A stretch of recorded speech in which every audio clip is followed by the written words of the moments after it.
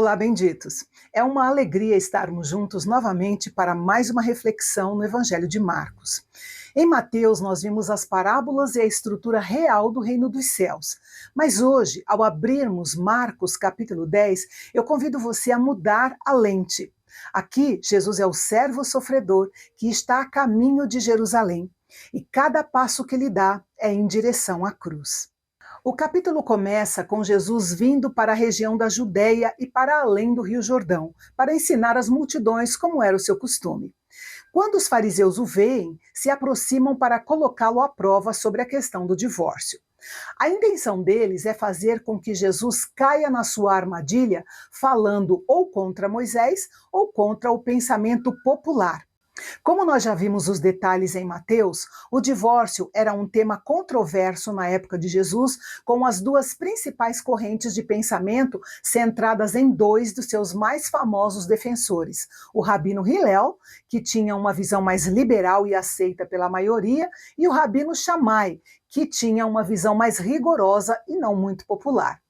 Enquanto os fariseus buscam regras e brechas legais, que é algo que Mateus detalha bem, em Marcos, Jesus vai direto à ferida, à dureza do coração.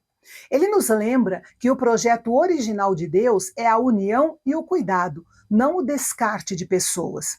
O divórcio foi permitido e não ordenado por Deus por dois motivos: a dureza da parte ofensora, que foi infiel ao seu cônjuge, e a dureza da parte ofendida, que é incapaz de perdoar completamente e restaurar um relacionamento danificado. Os fariseus entendem bem a lei do divórcio. O que eles não entendem bem é o que Deus disse sobre o casamento. Sabiamente, Jesus deu mais ênfase ao casamento em vez do divórcio, com a intenção de alcançar qualquer pessoa interessada em manter um casamento unido. O divórcio não pode ser visto como uma opção quando as coisas ficam difíceis. O casamento é como um espelho, reflete o que colocamos nele. Se alguém considera o divórcio como uma opção conveniente, ele se torna muito mais provável. O verdadeiro propósito de Deus para o casamento não se cumpre no divórcio, mas em se compreender o plano original de Deus para o casamento. E já que é uma instituição divina e não humana, as regras que se aplicam também devem ser divinas e não humanas. Em seguida, Jesus lembrou aos fariseus que o casamento não é meramente um contrato social. Ele é um vínculo espiritual perante Deus. É uma promessa vinculativa e não pode ser quebrada por nossa própria vontade. Deve-se consultar a Deus antes de tomar uma decisão tão séria. Logo em seguida, vemos os discípulos tentando afastar as crianças que eram trazidas para serem abençoadas por Jesus. A palavra grega para crianças, paidia, refere-se a crianças pequenas, bebês ou crianças em idade escolar. Como na época elas não tinham status social ou direitos, isso torna a recepção de Jesus a elas ainda mais revolucionária. Outro detalhe interessante é que a antiga palavra grega usada para trouxeram, proséferon, sugere que os pais trouxeram seus filhos a Jesus para serem consagrados. A palavra normalmente era usada para sacrifícios, mas aqui sugere a ideia de consagração. Os pais queriam que Jesus tocasse as crianças para transmitir uma bênção ou orar por elas.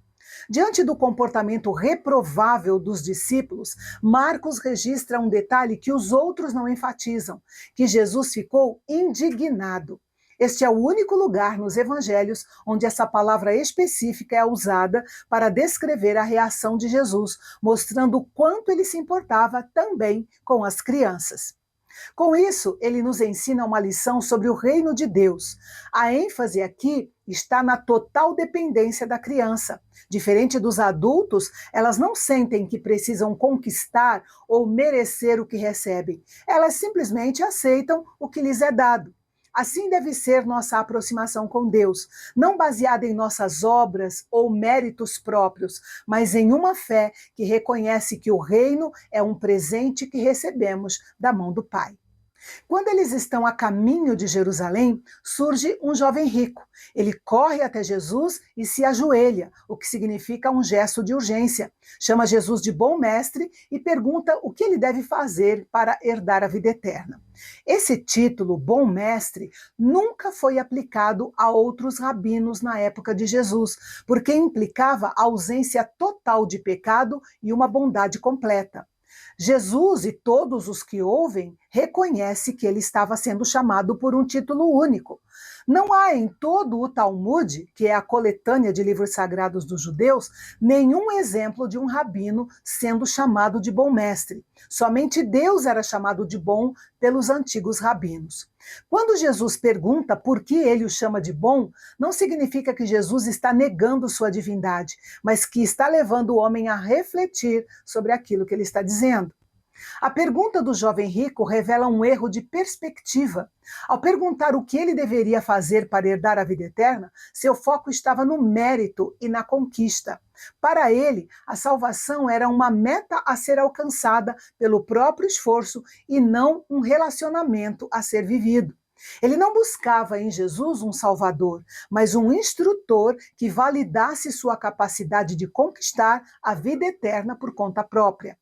Na sequência, Marcos nos dá um detalhe tocante. Jesus, olhando para ele com amor, pede que ele venda tudo e o siga. Ao ouvir isso, o semblante daquele moço cai, porque ele é essencialmente um idólatra. A riqueza é o seu Deus. O propósito de Jesus não era entristecê-lo, mas ele só poderia ser feliz fazendo o que Jesus lhe diz para fazer. Então, ele se retira muito triste. Jesus então afirma que é muito difícil para os que têm riquezas entrarem no reino de Deus. Para ilustrar isso, ele usa uma hipérbole, um exagero didático, dizendo que é mais fácil um camelo passar pelo fundo de uma agulha do que um rico ser salvo.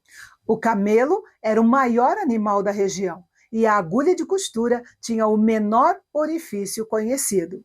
A imagem serve para mostrar algo humanamente impossível.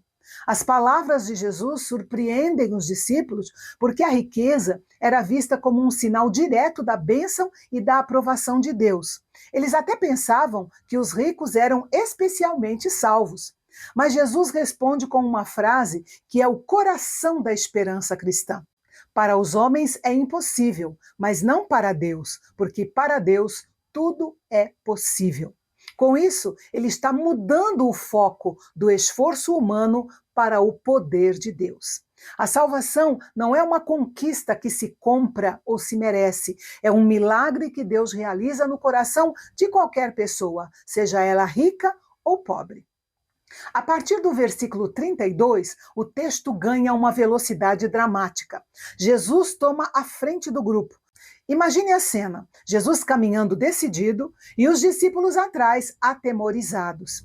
Pela terceira vez, ele abre o coração e descreve sua própria morte. Ele detalha os açoites, as cusparadas, a cruz e a ressurreição. Ele está descrevendo o preço do nosso resgate.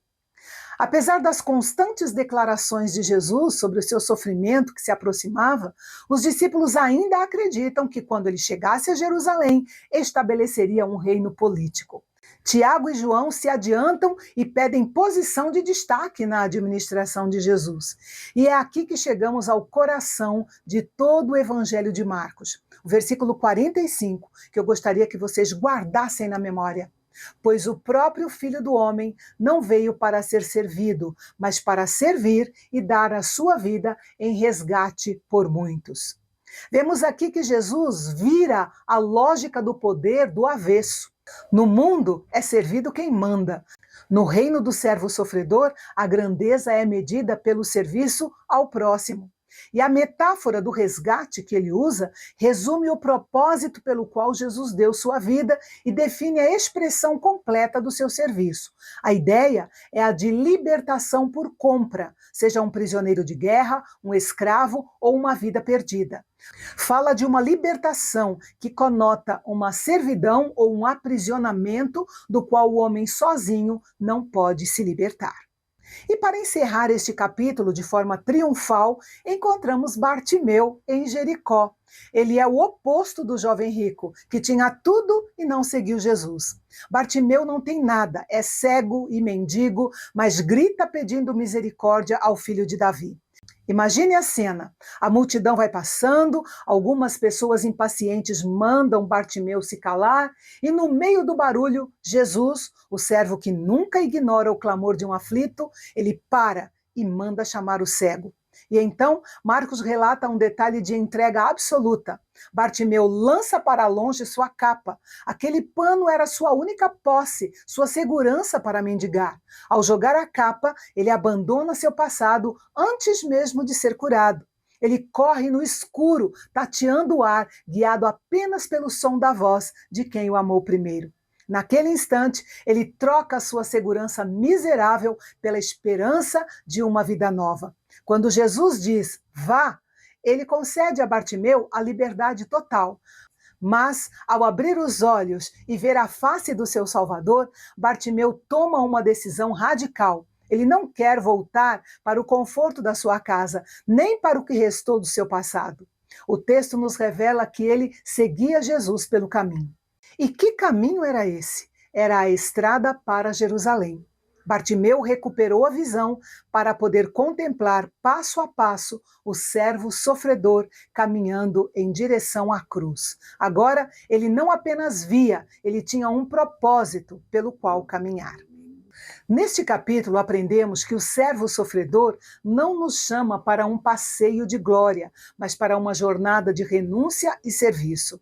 Ele foi na frente, ele pagou o resgate e agora, como Bartimeu, ele nos convida a lançar fora as nossas capas de orgulho e segui-lo pelo caminho.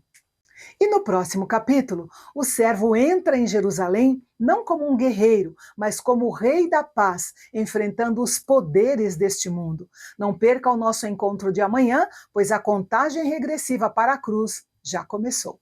Até lá.